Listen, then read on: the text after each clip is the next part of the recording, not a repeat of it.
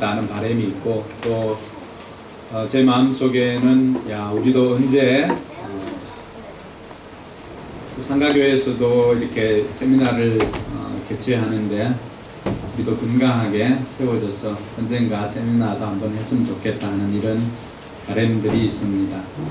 우리가 추구하는 것은 가정교회를 추구하는 게 아니라 건강한 성경적인 교회를 추구합니다. 그 형태가 성경에 나오는, 신약 성경에 나오는 가정교회의 모습이기 때문에 우리가 가정교회를 하는 것이지 가정교회 자체가 목적이 아닙니다. 우리가 추구하는 것은 언제나 가장 성경적인 교회를 추구하는 것입니다. 저와 여러분의 삶도 그래야 할 것 같습니다. 우리가 추구하는 것이 구원받기 위해서 선한 행동을 하는 것이 아니라 구원받은 사람이기 때문에 저와 여러분들이 그에 합당한 삶을 사는 저와 여러분들 되기를 바랍니다. 이것이 캐토릭과 우리와의 차이이기도 합니다. 그래서 저와 여러분들은 구원 얻기 위해서, 구원받기 위해서 선한 행실을 하는 사람이 아니라 구원받은 사람으로서 그에 합당한 삶을 사는 저와 여러분들이 되기를 바랍니다. 옆 사람이 그렇게 이야기합시다. 구원받은 사람답게 삽시다. 자기 옆에 사람이 없을 경우는 뒤를 보시든지 앞뒤 좌우로 적극적으로 반응을 해 주시기 바랍니다. 지난달 영국에서 아주 좋은 소식이 들려왔습니다. 물론 우리 교회에 대한 소식은 아니었습니다. 박지성 선수 잘 아시죠? 네, 이 박지성 선수가 지난달 맨체스터 유나이티드, 자기가 소속했던 팀에서 이제 맨유의 엠베스더가 되었습니다. 엠베스더가 되었다는 것은 맨유의 홍보대사가 되었다는 뜻입니다. 맨유의 대사가 된 겁니다. 근데 이전의 면면들을 이렇게 살펴보니까 맨유의 이런 엠베스더가 되는 사람들 면면을 살펴보니까 아무나 준 게 아니더라고요. 맨유의 역사가 굉장히 오래되었는데 100여 년 가까이 되었죠. 그런데 이 엠베스더로 활동하는 사람이 지금 현재 6명, 7명 정도 됩니다. 이 영국 축구의 아버지까지는 아니어도 레전드라고 할 수 있는 보비 찰튼, 이분들은 뒤에 또 자기 받은 자기를 붙여줘야 되죠. 보비 찰튼 겸 이렇게 불러줘야 됩니다. 퍼거슨도 마찬가지입니다. 퍼거슨 지난번 맨유의 감독으로 있었던 허기라고 부르는 퍼거슨도 그냥 퍼거슨이라고 부르지 않습니다. 꼭 거기서는 퍼거슨 경이라고 이렇게 불러줍니다. 그런데 이 아시아 비유럽 국가로는 최초, 또 아시아인으로는 최초로 이 맨유의 박지성 선수가 엠버서더가 되었습니다. 이건 축하할 일입니다. 물론 우리 교회 성도는 아니지만은 우리가 다 축하해야 합니다. 이 박지성 선수가 맨유에서 뛸 때 별명이 있습니다. 별명 뭐죠? 네, 은성 히어로. 박지성 선수가 팬들은 그를 가리켜서 은성 히어로라고 이렇게 불러주었습니다. 우리는 센트럴 파크 이렇게 부르기도 하고 여러 가지 부르고 했지만은, 근데 맨유 선수들이나 또 맨유에 있었던 또 팬들은 모두가 이 박지성 선수를 은성 히어로라고 불렀습니다. 은성 히어로라고 하는 뜻은 어떻게 보면 알려지지 않은 영웅 이런 뜻이 있고, 또 어떻게 보면은 박지성 선수가 그 당시에 활동할 때 오늘날에도 세계 최고라고 할 수 있는 호날두 이런 선수들하고 같이 뛰었거든요. 근데 박지성 선수는 호날두처럼 그렇게 화려한 선수는 아니었어요. 어떻게 보면 호날두와 같은 선수는 빛나는 영웅, 드러난 영웅 이렇게 불러줄 수가 있는데, 이 박지성 선수는 그런 영웅들이 빛날 수 있도록 조연을 해주고 자기에게 맡아준 역할을 충실히 감당했기 때문에 팬들이 그를 숨겨진 영웅, 또 알려지지 않은 영웅 이렇게 불러주었습니다. 오늘 소개하고 있는, 우리가 읽었던 이 본문에 소개하고 있는 이 세 명의 사사, 여러분 처음 들어보는 이름들이 많지요. 입산, 멜론이 아니죠. 앨런. 예, 앨런이죠. 앨런. 또 압도적으로 자녀가 많은 압돈. 네, 이런 사람들. 처음 들어보는 이름들이 많습니다.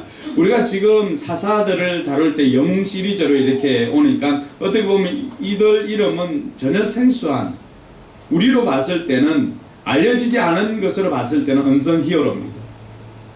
알려지지 않은 영웅들인데, 근데 이들은 면면들을 이렇게 살펴보니까 오늘 이들을 영웅이라고 이렇게 불러주기는 해야 될 것 같은데 은성 히어로라고 하기에는 한 2% 정도가 부족하지 않을까 이런 생각이 들었습니다.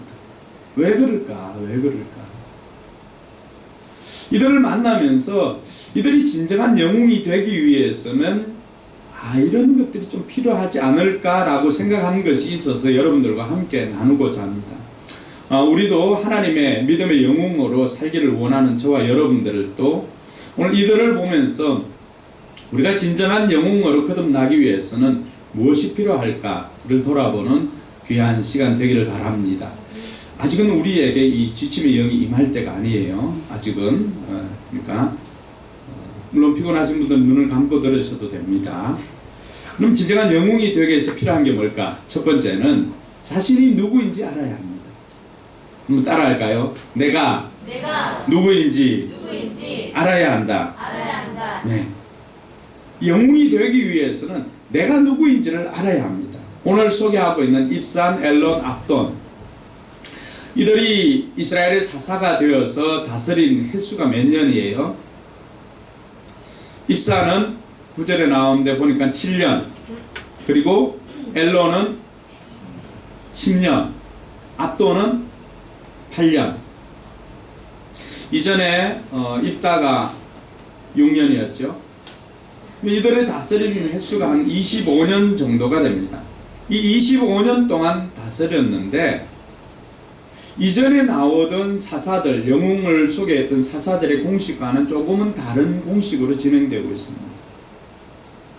뭐냐 하면은 이전에 다스린 사사들이 다스리던 때에는 이들이 뭐 20년을 다스렸든지 뭐 40년을 다스렸든지 이들이 다스리는 날 동안에는 어떻게 되었다고요?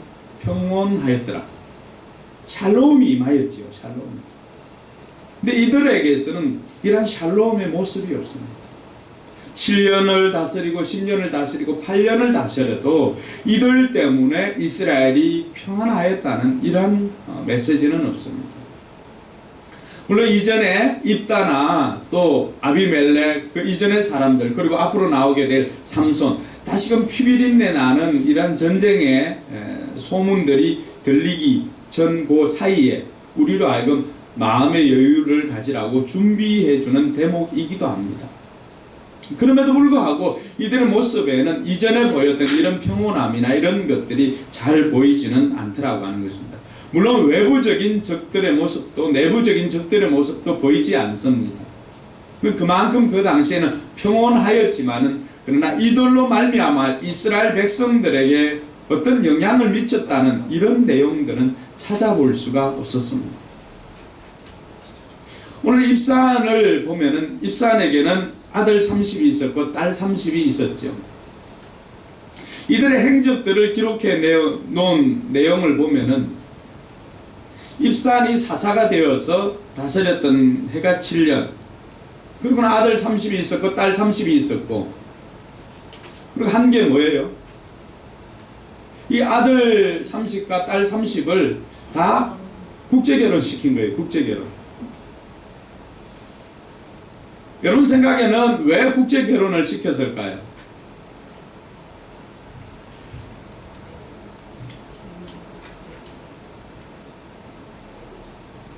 외교?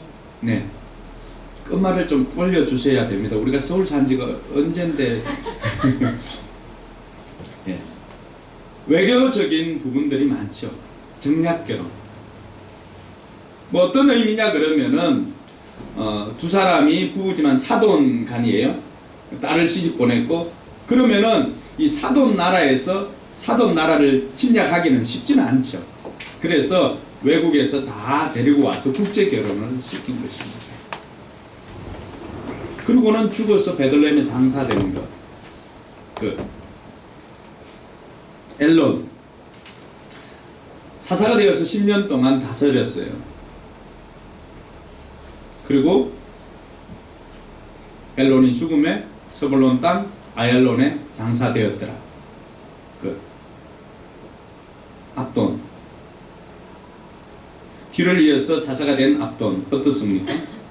아들 40명, 손자 30명. 그 영향이 어디까지 미친 거예요? 손자들까지.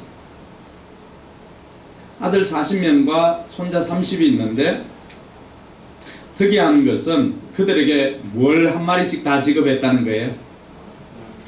나귀를 한 마리씩 다 지급한 거예요. 나귀 70마리. 그런데 이 당시 나귀는 이동수단으로서는 가장 최고급.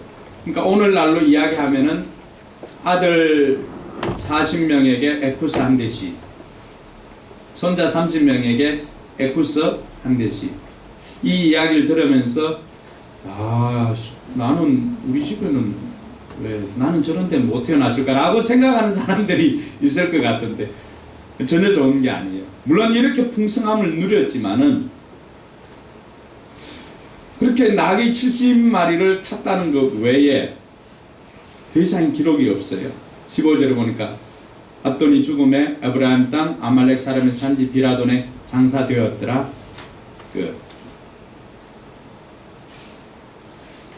이들이 사사가 아니면은 뭐 이렇게 살다가 간 것 우리가 뭐라고 할 수는 없어요. 근데 이들의 지금 직분이 뭐예요? 이들이 가지고 있는, 하나님께서 이들을 세우신 것을 사사로 세웠음에도 불구하고 이들의 행적들을 살펴보면은 사사로서의 어떤 일을 행한 것보다 그냥 자기 개인의 일로 끝나는 거예요. 오늘 기도 중에도 나왔지만은 그냥 내게 주신 거 그냥 내가 먹고 마시는데 그냥 다 사용한 거예요. 그 삶이 어떤 의미가 있느냐라고 하는 것입니다. 이들을 보면서 제가 설교를 준비하면서 고민을 해봤어요. 어떤 의미를 찾을 수 있을까? 입상, 아들 30, 딸 30, 국제 결혼시키고, 굉장히 풍성하게 살았구나. 압돈, 아들 40, 손자 30, 나귀 70, 굉장히 풍성하게 살았네. 엘론 10년 동안 다스렸고 죽어 아얄론에 장사되었고, 딱히 할 말을 찾을 수가 없더라고요. 이 말은 뭐예요? 이들이 하나님 앞에 섰을 때 할 말 없는 인생으로 그친다. 오늘 저와 여러분들을 이 땅에 보내주신 하나님, 우리가 주님 앞에 섰을 때 어떤 말을 할 수 있을까? 우리의 행한 것들이 다 이렇게 낱낱이 기록될 것인데 1900 몇 년도에 이 땅에 와서 살다, 성도로 부름을 받다, 몇 살 때 죽어 장사되었더라. 우리가 할 말 없는 인생을 산다면은 저와 여러분들이 이 땅에서 살았던, 짧게는 여러분 10몇 년부터 시작해서 50여 년,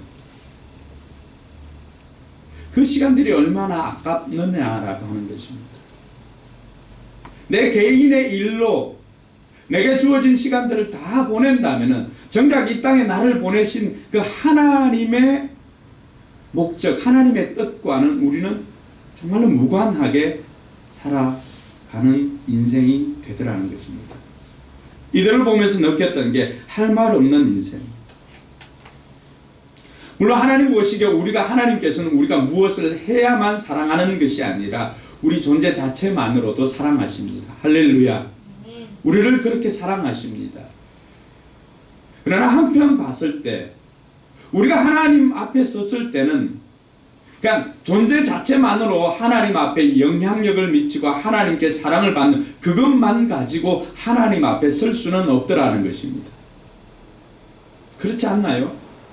우리가 어떤 것을 해왔든지 우리의 모든 것들은 다 하나님 앞에 가서 평가를 받을 터인데요.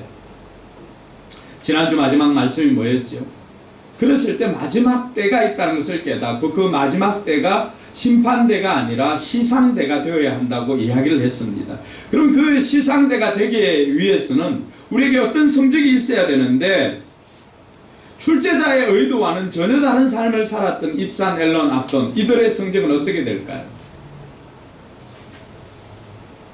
천국에 가서 확인해 보시기 바랍니다. 이들의 성적이 이렇다면 오늘 저와 여러분들의 성적은 어떨까요? 성경은 우리를 가리켜서 우리가 누구라고 말합니까? 내가 누구인지를 알아야 된다라고 했는데, 입산, 앨런, 압도는 이들의 모습 속에는 이들이 사사인 것을 도무지 알지 못하더라. 그럼 우리의 모습은 어떨까요? 예수님은 저와 여러분들을 누구라고 불러주었나요? 마태복음 5장 6절 7절에 보니까 우리가 잘 알고 있는 말이 나오죠. 우리를 누구라고 불러주었습니까? 너희는 세상에, 소금 먼저 할까요? 소금이다. 너희는 세상에 또 빛이다. 빛이 되라가 아니에요. 소금이 되라고 아니에요. 이 말 이해하시겠습니까? 여러분이 굳이 짠맛을 얻기 위해서 애쓸 필요가 없어요. 이미 여러분 안에는 세상이 썩지 않을 만큼의 그 영도를 간직한 생명이 여러분 안에 있습니다. 할렐루야.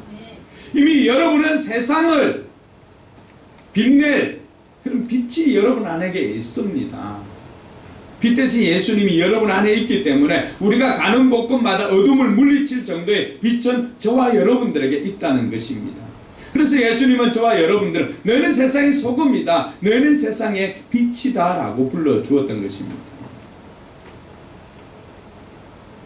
베드로는 우리를 어떻게 불러주었을까요? 베드로전서 2장 9절에 보니까 너희는 택하신 족속이요 왕같은 제사장이라고 불러주었습니다. 어깨에 힘 좀 줄만하지 않나요? 왕같은 제사장. 구약에 나오는 인물들 중에 이런 평가를 받은 사람이 과연 누가 있었습니까? 멜기세덱 외에는 왕으로서 제사장 역할을 감당한 사람은 없었습니다. 그래서 예수님께서 감당하신 역할이 이 왕이요 제사장이요 선지자 역할이었거든요. 이걸 동시에 감당할 수 있으려면 어떤 근거가 있어야 돼요. 그럼 법적인 효력을 발휘하려면 어떻게 합니까? 법에 명시가 되어 있거나 그렇지 않으면은 법에 명시가 되어 있는 제사장은 어느 지파에서 나와야 되죠? 레위 지파잖아요. 근데 예수님 어느 지파예요? 유다 지파잖아요. 그러면은 예수님 스스로 이 법에 명시된 이것을 어기게 되는 거잖아요. 제사장 역할을 했다라고 하는 것을. 그럴 때 근거를 찾아야만 되잖아요. 그 근거를 제시해 준 사람이 바로 멜기세덱입니다. 그래서 히브리서에도 등장하고 이 멜기세덱에 관해서는 족보를 알 수가 없다고 그래요. 그럼에도 불구하고 하나님의 제사장으로서 살렘 왕으로서 그 역할을 감당하고 아브라함이 적들을 물리치고 돌아왔을 때 아브라함에게서 10의 1조를 받아서 하나님 앞에 올려드리고 그리고 하나님께서 주신 그 축복을 아브라함에게 주었던 사람이 멜기세덱이에요. 멜기세덱이라고 하는 이 판례가 있었기 때문에 이런 사례가 있었기 때문에 예수님께서 왕으로서 제사장 역할을 감당할 수가 있었던 것입니다. 근데 오늘 이것을 누구에게 주었다는 거예요? 오늘 저와 여러분들이 바로 이런 존재라는 것입니다. 할렐루야. 그 사람 손 잡아주면서 우리가 왕같은 제사장입니다. 할렐루야. 여러분 시시한 사람 아니에요. 얼굴 보면 좀 시시하게 생겨 보입니까? 옆 사람 보니까? 절대 그렇지 않습니다. 이렇게 펴고 다니셔도 됩니다. 당당하게 살아도 됩니다. 이런 직함을 받고 이런 칭호를 받았던 구약의 인물은 멜기세덱 밖에는 없었습니다. 신약에도 예수님 외에는 많지 않았습니다. 근데 오늘 베드로를 통해서 저와 여러분들이 택하신 족속이요 왕같은 제사장이라고 하는 사실을 우리는 알게 되었습니다. 사랑하는 성도 여러분, 우리가 내가 누구인지를 아는 것이 왜 중요하는가 하면은 내가 누구인지를 알아야 그에 합당한 삶을 살 수가 있는 것입니다. 입산 앨런 압도는 그들이 사사였지만은 그들이 스스로의 정체성을 잃어버리고 그들은 한 개인의 삶을 살았던 것입니다. 사사로서 많은 사람들에게 정말 하나님의 판관으로서 어떻게 살아야 되고 또 어떤 모습으로 살아야 되는가를 보여줘야 하지만은 이들 스스로가 왕의 모습을 취하고 어떤 왕적인 신분을 살았던 것입니다. 오늘 이들을 보면서 다시금 저와 여러분들이 우리 자신을 돌아보아야 합니다. 나는 누구인가? 그리고 나는 그에 합당한 삶을 살고 있는지, 그 도리를 다하고 살고 있는지 돌아보아야 합니다. 둘째로 영웅이 되기 위해서 필요한 것은 그것을 깨달았다면 자신이 해야 할 일을 알아야 합니다. 내가 누구인지, 그에 합당한 삶을 왜 살아야 되는지, 무슨 일을 해야 하는지 알아야 합니다. 오늘 우리를 소금과 빛으로 불러주신 주님, 또 택하신 족속의 왕같은 제사장으로 불러주신 주님께서는 베드로전서 2장 9절에서 왜 우리를 그렇게 불러주었는지를 가르쳐 줍니다. 여러분 베드로전서 2장 9절 한번 찾아볼까요? 신약성경 베드로전서 2장 9절, 제가 가지고 있는 책은 379페이지입니다.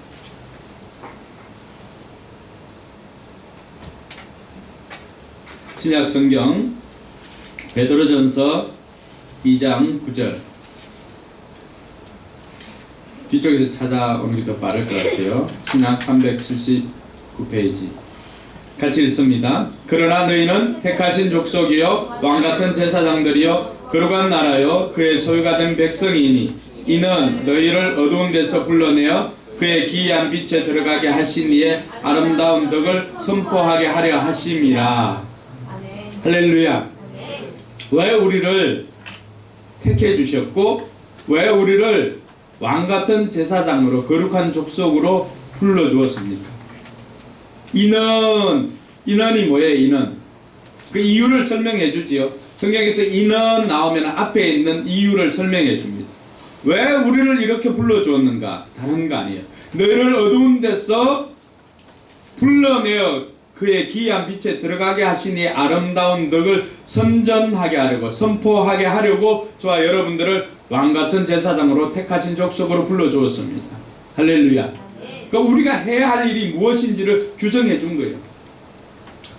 너희가 누구인지를 깨닫고 그리고 너희가 무슨 일을 해야 하는지를 가르쳐 준 겁니다. 우리가 해야 하는 일, 우리로 하여금 왕같은 제사장으로 세워주신 이유는 다른 이유가 아니라 우리로 하여금 어두운 데서 전에는 백성이 아닌데 이제는 긍휼을 입은 하나님의 백성이 된 것, 하나님의 자녀가 된 것, 우리를 이처럼 옮겨주신 하나님의 아름다운 덕을 선전하라고 하는 것입니다.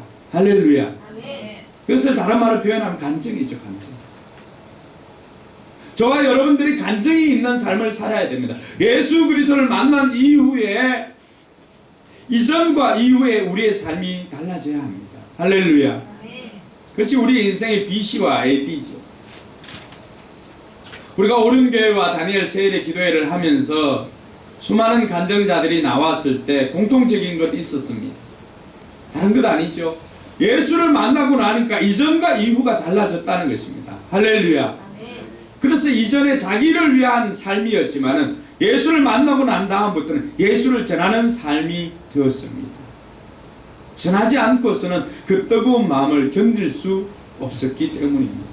오늘 저와 여러분들에게도 이 열정이 회복되어지기를 주님의 이름으로 축원합니다. 저와 여러분들은 왕같은 제사장으로서 해야 할 일은 하나님께서 내 인생 가운데 베풀어 주신 은혜, 하나님께서 나를 통해서 행하신 그 모든 일들을 다른 사람들에게 증거하는 것입니다. 할렐루야. 간증이 사라진 인생, 하나님 사라집니다. 이스라엘 백성들이 여호수아와 장로들이 살았을 때는 그들이 눈으로 보기도 하고 귀로 들었습니다. 여호수아와 장로들은 하나님께서 어떻게 자기들을 애굽에서 가나안으로 인도해 주었는지를 다 이야기해 주었습니다. 그런데 여호수아와 장로들이 죽고 난 다음에는 어떻게 되었습니까? 그들의 뭐가 사라진 거예요? 하나님이 행하신 일들을 기억하는 사람이 없었어요. 그것을 전하지 않았다는 것이죠.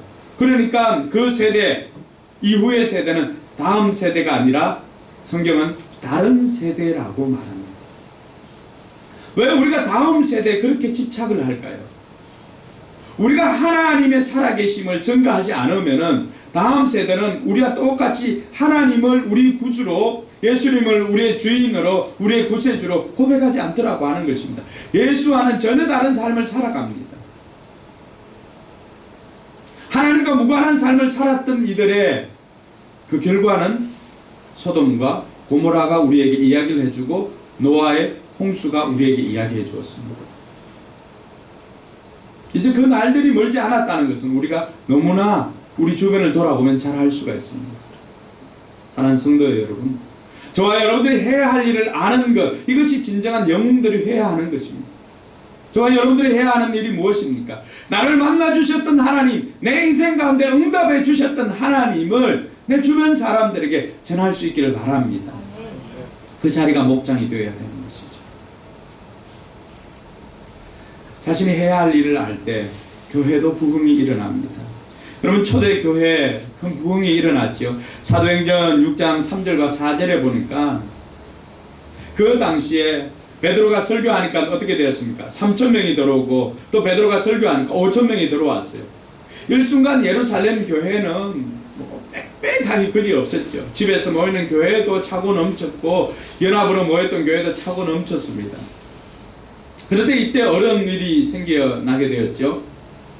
제자들이 다른 사람들, 불쌍한 사람들 들어오니까 그 사람들을 구제하는 일에 에너지를 다 낭비합니다. 정작 사도들이 해야 할 일은 무엇입니까?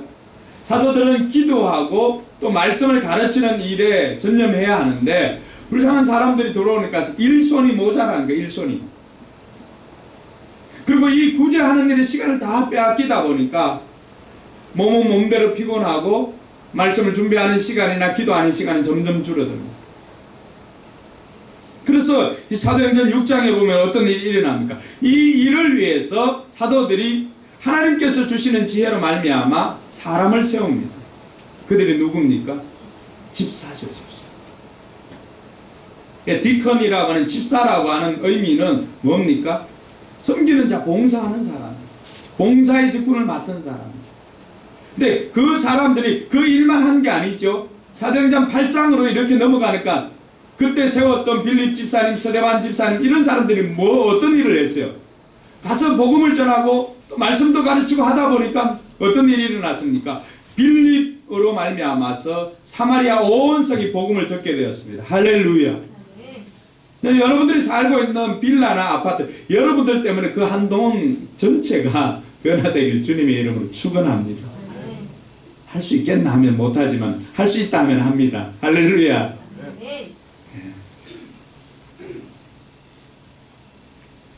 그러니까 이 집사님들이 했던 역할들이 뭡니까?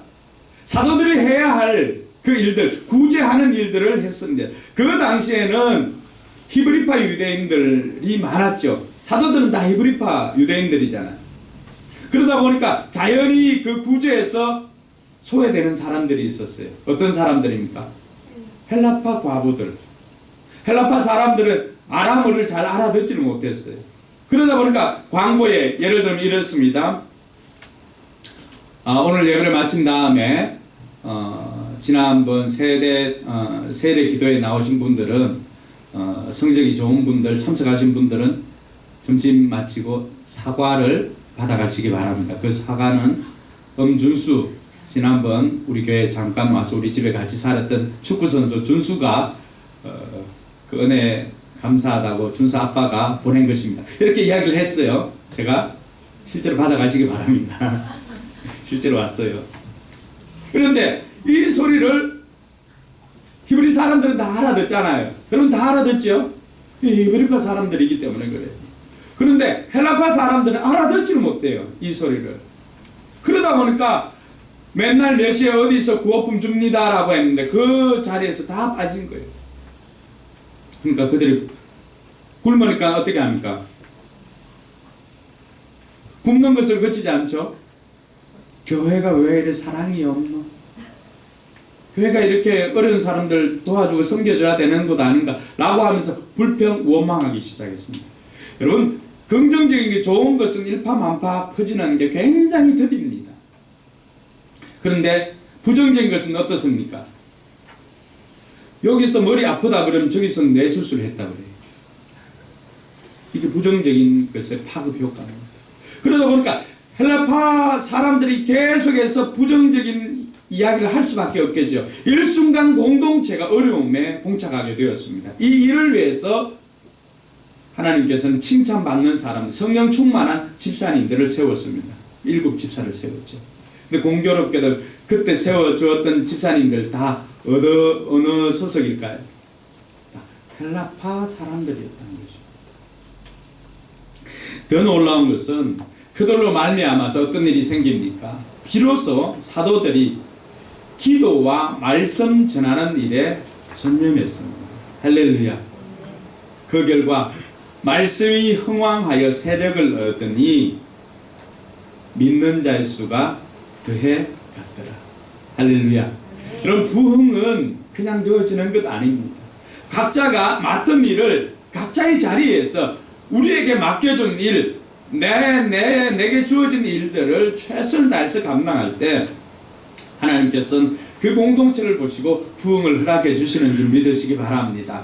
예루살렘 교회 부흥이 처음에는 성령 충만한 베드로의 설교로 진행되었지만 이후에는 어떻게 되었습니까? 각자가 이제는 말씀 전하는 사도는 말씀을 준비하기 위해서 기도에 전념하고 또 말씀을 전하기 위해서 힘을 다해서 말씀을 전하였고, 또 집사님들은 성령 충만하고 기도하고 모이기에 힘쓰고 또 나가서 어떻게 합니까? 구제하는 일에 열심을 다하고 봉사일을 했더니만 예루살렘 교회는 더 큰 부흥이 일어났던 것입니다. 할렐루야. 저는 이 모습이 우리 교회에 있기를 원합니다. 초창기 우리 교회도 개척 교회다 보니까 저도 늘 하는 일이 토요일날 장 보러 가는 거예요. 장 보러 가는 거예요. 그러니까 그 시간에 앉아서 책 좀 보고 또 설교를 준비하고 이런 시간이 있으면 더 좋겠다고 해요. 장 보러 가는 거예요. 그리고 청소하는 거예요. 그러다 보니까 기도하는 시간도 줄어들고 말씀 전하는, 말씀을 준비하는 시간도 줄어드는 거예요. 근데 안 하면 안 되는 거예요. 그러다가 집사님들이 세워지고 하니까 어떻게 합니까? 주방에도 집사님들이 들어가기 시작했고 청소도 목장별로 나눠서 하니까 제가 점점 말씀 준비하고 기도하는 시간들이 많아지기 시작한 것입니다. 그 결과 여러분들이 이 자리에 앉아 있는 것입니다. 할렐루야. 2015년도 더 기대하는 것은 제가 할 일은 제가 정말 최선을 다해서 하겠습니다. 저는 목숨을 걸고 합니다. 이 일에 목숨을 걸었기 때문에 생명 살리는 것. 또 여러분들은 하나님께서 여러분들을 세워주신 택하신 족속이요 왕같은 제사장으로서 교회 안에서 여러분들이 해야 할 일들을 최선을 다해서 감당할 수 있기를 주님의 이름으로 축원합니다. 주방도 맡아주시고 또 차량 봉사도 그리고 안내도 교사도 여러분들이 섬기는 곳곳에서 그리스도의 향기가 전해지기를 주님의 이름으로 축원합니다. 우리가 이렇게 될 때 교회는 점점 부흥해 갈 것입니다. 뿐만 아니라 오늘 아까 우리 홍정민 자매가 간증을 했는데 목회? 평신도가 어떻게 목회를 하느냐 그 부분이 이해가 되지 않는다 그러는데 여러분 에베소서 4장 11절 12절 한번 찾아보시기 바랍니다. 에베소서 4장 11절 12절 신약성경 313페이지.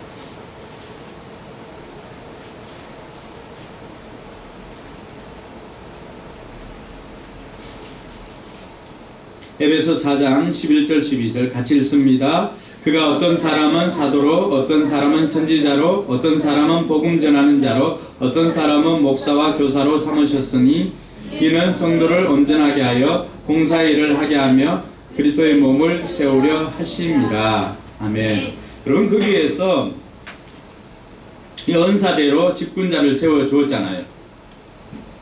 목사와 교사는 동일한 사람입니다. 목사는 가르치는 일을 해야 합니다. 앤드가 동격이에요. 동격. 그런데 목사가 해야 할 일을 가르쳐주고 있죠. 인원이 나오면 뭐라 그랬어요? 인원 동그라미 쳤나요? 인원? 인원이 나오면 뭐예요? 앞에 있는 것 이유를 설명해 주잖아요. 왜 이렇게 목사와 교사를 세웠어요? 이는 성도를 온전하게 하여 봉사일을 하게 하면, 이 봉사일을 하게 하면은 누가 하는 일이에요? 성도가 하는 거죠. 목사가 하는 일은 뭐예요? 그렇다고 해서 목사가 뭐 청소 안 하고 이런 건 아니에요. 우선적으로 목사가 해야 할 일은 성도를 온전하게 하는 것입니다. 할렐루야. 이 온전하게 하다라고 하는 단어를 소천하신 오카는 목사님은 제자의 개념을 바울이 제자를 어떻게 이해했을까라고 했을 때 여기서 찾아온 거예요. 제자는 온전한 사람이다. 그래서 오카는 목사님이 제자 훈련을 한국에 보급시키지 않았습니까? 그럴 때 성경에서 말하고 있는 제자의 모습이 어떤 것일까라고 했을 때 이 성도를 온전하게 하야 할 때 이 온전해진 사람, 하나님의 말씀으로 거듭나서 하나님의 말씀으로 말씀대로 살고자 하는 사람, 그 사람을 제자로 이렇게 규정을 하였던 것을 보았습니다. 목회자가 해야 할 일은 이런 성도를 온전하게 하는 것, 그러니까 제자 훈련을 하고 삶 공부를 가르치고 이렇게 하는 것은 목회자가 할 일이죠. 그러고 난 다음에 이 온전해진 성도들이 하는 일은 뭐예요? 제자가 된 사람들, 제자가 될 사람들이 하는 일은 봉사일을 하게 하며 그리스도의 몸을 세우려 하심이라. 먼저 봉사일, 봉사가 뭐예요? 봉사. 이게 목양이에요, 목양. 이 단어를 원문에 찾아보면 목회라고 이렇게 할 수 있는데, 이 목회라고 하는 단어가 우리에게는 좀 거부감이 있을 수가 있습니다. 그래서 목양이죠. 이때까지 다 해왔던 거예요. 구역장들이 해왔고 순장이 해왔고 셀리더가 해왔던 그 일들, 목자가 하는 일들은 목양을 하는 것이죠. 양떼들을 돌아보고 그들이 불편한 것이 없는지 돌아보고, 먼저 세워진 사람들이, 그러니까 빌립 집사님이나 스테반 집사님 이런 사람들이 한 게 바로 그런 일이죠. 주변을 돌아본 거예요. 목양지를 돌아본 거예요. 자기 교회에서, 자기 집에서 모이는 사람들 어떻게 합니까? 안 오면은 아이고 오늘 왜 안 왔지? 뭔 일 있나? 그럼 어떻게 합니까? 전화해 보는 거죠. 무슨 일 있으세요? 제가 기도해야 될 일이 있나요? 전화를 하는 거예요. 그게 목양이에요. 어떤 뭐 교회를 세워서 이렇게 하는 목회가 아니라 그들이 불편한 것은 없는지, 그들의 필요가 무엇인지를 알고 또 내게 나누어 줄 수 있는 것이 있다면 나누어 주고, 또 그들이 어려워하는 것들, 또 마음 아파하는 것들이 있다면 같이 공감해 주고 함께 그 일을 위해서 기도해 주고 세우는 일, 이것이 온전해진 성도가 하는 일입니다. 할렐루야. 그리고 뭐예요? 그리스도의 몸을 세우려 하십니다. 목회자가 교회를 세워나가는 것이 아니라 목회자는 방향을 제시해주는 사람입니다. 그리고 성도들을 그 방향으로 인도하는 사람이고 훈련을 시키는 사람입니다. 그러면은 그렇게 훈련받은 성도들이 하는 건 뭐예요? 서로를 돌아보며 사랑과 선행으로 서로를 격려하고 교회를 세우는 것. 그리스도의 몸은 뭐예요? 교회를 세워나가는 것은 각각 지체들 아닙니까? 머리 대신 그리스도, 교회를 몸에 비유했지 않아요? 그럼 이 몸을 세우는 건 누구예요? 서로 각 지체들이 서로 기대어서 있는 거예요. 어깨 한번 이렇게 기대 보시기 바랍니다. 지치면 영이 임하는 사람도 있네요. 어깨를 이렇게 기대 보세요. 피곤하면. 서로가 이렇게 기대면서 세워지는 거예요. 그리고 혼자서 이렇게 땅 안 짚고 이렇게 일어나기 쉽지 않잖아요. 그런데 어떻게 하면 일어날 수 있죠? 뒤에 등 기대면은 손을 땅에 짚지도 않고, 저는 짚겠습니다. 없습니까? 이렇게 뒤에 기대면은 일어설 수 있어요. 몸을 세우는 것은 혼자서 절대 되지 않습니다. 우리 교회도 마찬가지입니다. 우리 교회는 전한 사모 한 사람 한 사람 때문에 세워지는 게 아니에요. 여러분들 때문에 우리 교회가 세워주는 줄 믿으시기 바랍니다. 옆 사람 손잡아주면서 우리가 교회를 세우는 사람입니다. 할렐루야. 여러분, 우리가 교회를 세우는 사람, 내가 높아지기보다는 오늘 기도 중에도 하나님이 높임을 받는 교회, 그런 교회가 우리 교회예요. 서로를 격려하고 또 훈련받아 온전해진 사람들은 서로를 섬기는 사람이 되는 거죠. 서로 기대고 함께 공감하고 또 훈련받고 해야 할 일들이 무엇인지를 알고 그렇게 해서 교회를 세워가는 것이 저와 여러분들의 모습이 되어야 합니다. 사랑하는 성도 여러분, 우리가 해야 할 일을 아는 것, 그것이 진정한 영웅이 해야 할 일입니다. 이렇게 바울은 목사와 성도가 해야 하는 일을 사역적인 분담을 해 주었습니다. 그러다 보니까 그 일만 최선 다해서 하면은 공동체는 건강하게 세워지는 것입니다. 오늘 우리 교회가 이곳까지 오게 된 것, 여기까지 인도해 주신 하나님의 은혜가 너무나 놀랍습니다. 저는 2015년도가 더 기대가 됩니다. 저와 여러분들을 통하여서, 특별히 또 여러분들을 통해서 세워져 갈 교회를 기대를 하니까 가슴이 벅찹니다. 우리를 통해서 이 공동체가 건강하고 아름답게 세워질 수 있기를 주님의 이름으로 축원합니다. 마지막으로 살펴볼 것은 우리는 어떻게 해야 될까? 우리가 바로 은성 히어로가 되어야 합니다. 빛나는 영웅이 아니라 할지라도 정말로 박지성 선수처럼 묵묵히 자기 자신의 일을 감당하고 언론에서 알아주지 않아도 알아주든 알아주지 않든 알아주지 않는다고 해서 원망불평하고 그렇게 하지 않고, 여러분 늘 신문에 대서특필되는 거는 호날두, 루니, 반페르시 이런 사람들 아니었습니다. 박지성하고는 반페르시 같이 안 뛰었죠. 그럼에도 불구하고 박지성은 묵묵히 그 일을 감당했습니다. 지나고 나니까 어떤 일이 생겼습니까? 그들은 여전히 현역으로 빛나고 있지만은, 그러나 팀은 은성 히어로를 기억했습니다. 묵묵히 자기 자신의 일을 감당했던 그에게 대사의 직분을 맡겼고, 그리고 맨유의 레전드로 수많은 사람들, 최고의 명문 구단이니까 수많은 날고 긴다고 하는 선수들 지나갔지만 그들을 다 세운 것이 아니라 은성 히어로였던 박지성 선수를 맨유의 레전드로 세웠습니다. 저와 여러분들의 은성 히어로가 되기 위해서는 우리도 이타적인 삶을 살아야 합니다. 박지성 선수로 말미암아서 영웅들이 더욱더 빛날 수 있도록 해준 것이 박지성 선수였습니다. 오늘 저와 여러분들이 우리 공동체 안에서 해야 할 일이 그것입니다. 그럼 남아있는 2014년 그리고 2015년 한번 생각해 보십시오. 내가 영웅을 만들어주는 것은 아니지만은 내가 도와주면 정말로 빛날 영웅들이 누가 있는지, 저와 여러분들은 묵묵히 그런 은성 히어로의 역할을 감당할 수 있기를 바랍니다.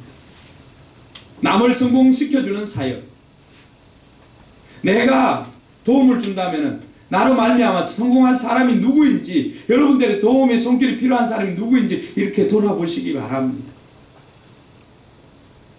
그리고 저와 여러분들은 묵묵하게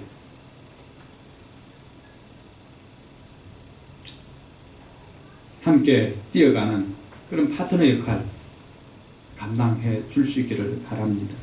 그것은 전적인 이기적인 삶이 아니라 이타적인 삶이었습니다. 오늘 입산 앨런 압도에게는 찾아볼 수 없는 것이 바로 이 이타적인 삶이었습니다. 사도였음에도, 이 사사였음에도 불구하고 오늘 저와 여러분들의 삶이 우리 개인의 이기적인 삶만 추구한다 보면은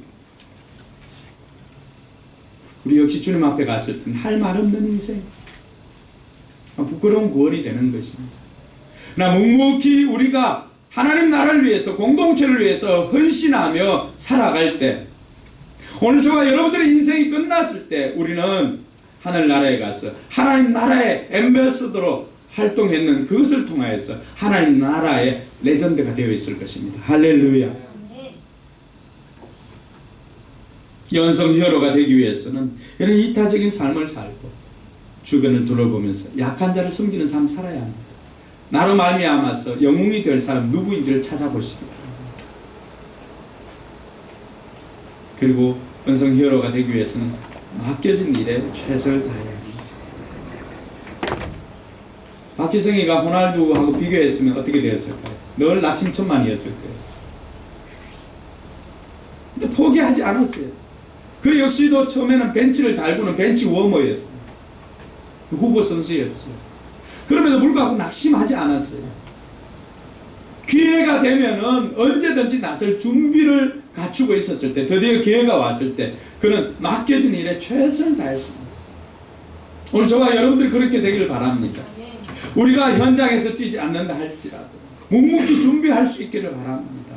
여러분, 삶의 현장에도 마찬가지입니다. 아직은 주연이 아니라 할지라도 후보 선수 같으면은 인턴이고 또 아니면은 준비하고 있고 계약직이고 한다면은 묵묵히 준비할 수 있기를 바랍니다. 하나님 덜컥 여러분들의 기회가 주었을 때 어이구 이거 어떻게 하나, 이런 사람이 아니라 기회가 주어졌을 때 그동안 여러분들이 갈고 닦았던 그 모든 것들을 그때 비로소 다 쏟아낼 수 있는 준비를 할 수 있기를 바랍니다. 그것은 맡겨진 일을 묵묵하게 수행할 때 그것이 가능한 것입니다. 오늘 저와 여러분들, 우리에게 맡겨진 일들, 그것이 크든 작든 관계가 없지요. 내게 맡겨진 일이 무엇이든지 그것을 돌아보면서 최선을 다하는 저와 여러분들 되기를 바랍니다. 그럴 때 우리는 진정한 은성 히어로가 될 것입니다. 이번 한 주간 여러분 은성 히어로로 이렇게 활동해 보시기 바랍니다. 하나님께서 하나님 나라의 앰베서더로 여러분들을 다 임명해 주었습니다. 우리가 하나님 나라의 대사입니다. 온 천하에 다니면서 우리가 해야 될 게 뭐지요? 메뉴의 앰베서더는 메뉴를 자랑합니다. 하나님 나라의 앰베서더는 하나님을 자랑합니다. 이번 한 주간 하나님을 자랑하는 저와 여러분들 되기를 바랍니다. 그리고 2014년도에도 우리가 결산할 때 하나님을 자랑하는, 오늘 마지막으로 기회가 주어졌지 않습니까?